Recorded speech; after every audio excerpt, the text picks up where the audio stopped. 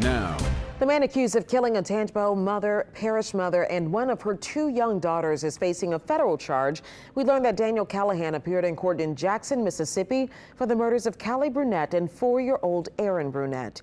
Good evening and thanks for joining us. I'm Sharice Gibson. Now we're also learning not only does Callihan have a violent past of his own, so does his father.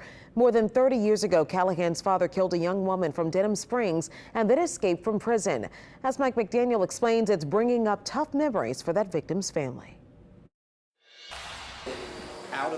Before last week, Virginia Firmin had never heard the name Daniel Callihan. I had no idea who he was. That was before she got information from a former detective who worked her daughter's homicide case back in April of 1990. Now, she's reliving a nightmare. The man that kidnapped those 2 children is the son of Kelly Wayne Drott, the person that killed Rebecca.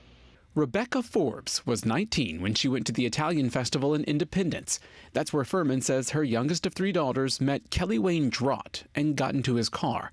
He was later convicted of killing her, claiming it was an accident.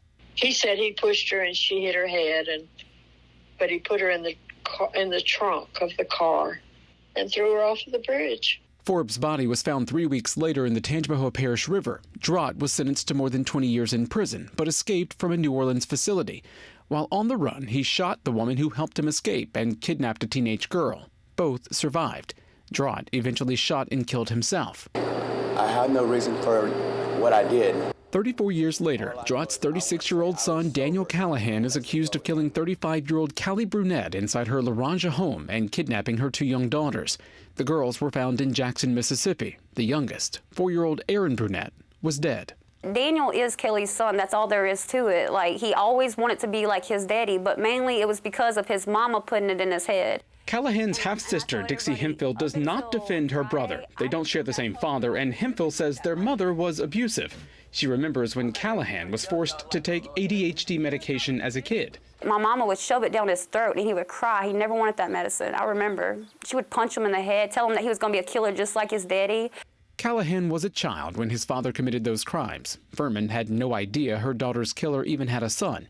She's holding on to memories of Rebecca that make her smile. She just loved everybody. She was just a really affectionate, trusting person with a very wonderful personality. Mike McDaniel, WWL, Louisiana. Callihan, along with Victoria Cox, face capital murder and sexual battery charges in Mississippi that is related to the death of 3-year-old Aaron Brunette. And Callihan also faces a felony kidnapping charge as well as a murder charge in Tangipahoa Parish for the death of Kelly Brunette.